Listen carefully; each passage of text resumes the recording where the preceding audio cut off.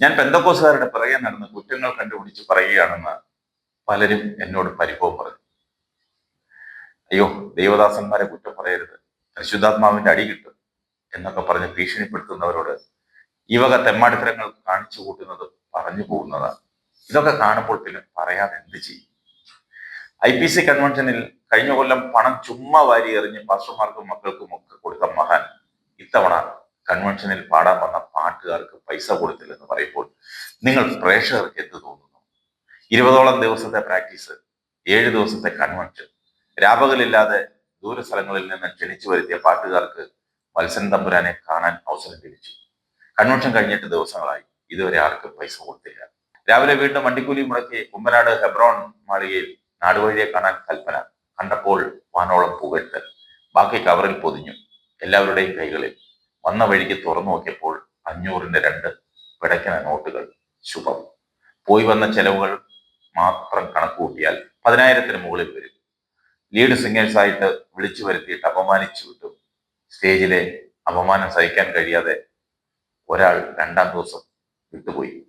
ആൽബങ്ങളിലും സ്റ്റേജുകളിലും വർഷങ്ങൾ കൊണ്ട് പാടി കഴിവ് തെളിയിച്ച ഗായകരെ അപമാനിക്കാൻ ഇതിൽ പരം എന്തു വേണം? എന്തിനാ സ്തോത്ര കാഴ്ച പിരിവ്? പാടുന്നവരും പ്രസംഗിക്കുന്നവരും ക്യാഷ് വാങ്ങാൻ അറിയിക്കുന്നില്ലേ? ആരാ സംഘാടകൻ? അവർ ചെലവ് കുറച്ച് പാടാൻ വരുന്നവർക്കും മറ്റും കൊടുക്കട്ടെ. അരങ്ങിൽ പട്ടിണിയെങ്കിൽ ഇതൊന്നും നടത്താതിരിക്കട്ടെ. എല്ലാവരും ഇവരുടെ കാൽക്കൽ വരട്ടെ എന്നാണ് പാസ്റ്റർമാരുടെ ചിന്ത. പെന്തക്കോസ്ത് സമൂഹത്തിന്റെ പൊതുമാന്യത പാസ്റ്റർമാരുടെ തോന്നിവാസം കൊണ്ട് സമൂഹത്തിൽ നിന്ന് നഷ്ടമായി കൊണ്ടിരിക്കുന്നു. ഇത്രയും ഞാൻ പറഞ്ഞതല്ല.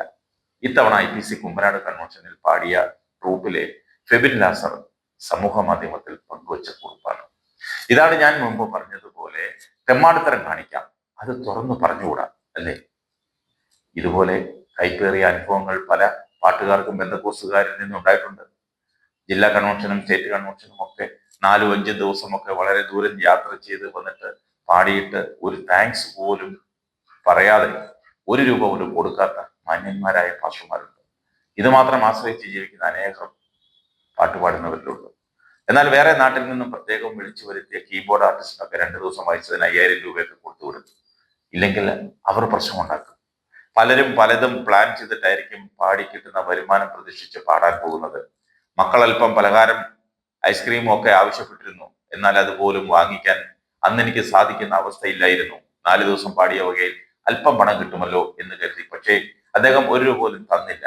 ഒടുവിൽ വേറൊരു പാസ്റ്റർ 140 രൂപ ഗൂഗിൾ പേ ചെയ്ത് തന്നതുകൊണ്ട് എന്റെ മക്കളുടെ ആഗ്രഹം നിറവേറ്റിയെന്നാണ് ഒരു പാട്ടുകാരൻ വേദനയോടെ. കുണ്ടനാടിലെ ഗുണ്ടകളുടെയും അവരുടെ ആശ്രിതരുടെയും കുമ്പ നിറയ്ക്കാൻ നാട്ടുകാരെ പറ്റിച്ച് പിരിവ് നടത്തി കാട്ടിക്കൂട്ടിയ ഒരു മാമാങ്ക പ്രഹസനമായിരുന്നു കഴിഞ്ഞു പോയത്. അനീതിക്കെതിരെ പറയുന്നവരെ വായടപ്പിക്കാൻ ശ്രമിക്കുന്ന ചില 3ാംകിട പരീശന്മാർ. പാടാൻ കഴിവുള്ളവരെ പിന്നിൽ നിർത്തി 3 സഹോദരങ്ങൾ വെറും പട്ടി ഷോ കാണിക്കാൻ മുന്നിൽ നിന്ന് വിളങ്ങുന്നത് കാണാമായിരുന്നു. വളരെ ലജ്ജാകരം.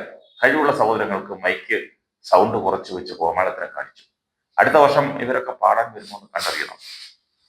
ഒരു കാര്യം ഉറപ്പാണ്, ഇവരുടെയൊക്കെ സുവിശേഷം കർത്താവ് കേൾക്കില്ല. ഈ ഉടായ്പകൾ കാണിച്ചും പാവങ്ങളെ പറ്റിച്ചും എത്ര നാളും മുന്നോട്ട് പോകാൻ പറ്റും? കുമ്പനാട് കൺവെൻഷൻ എത്ര മനോഹരവും ആത്മീയ ശുശ്രൂഷയുമായിരുന്നു.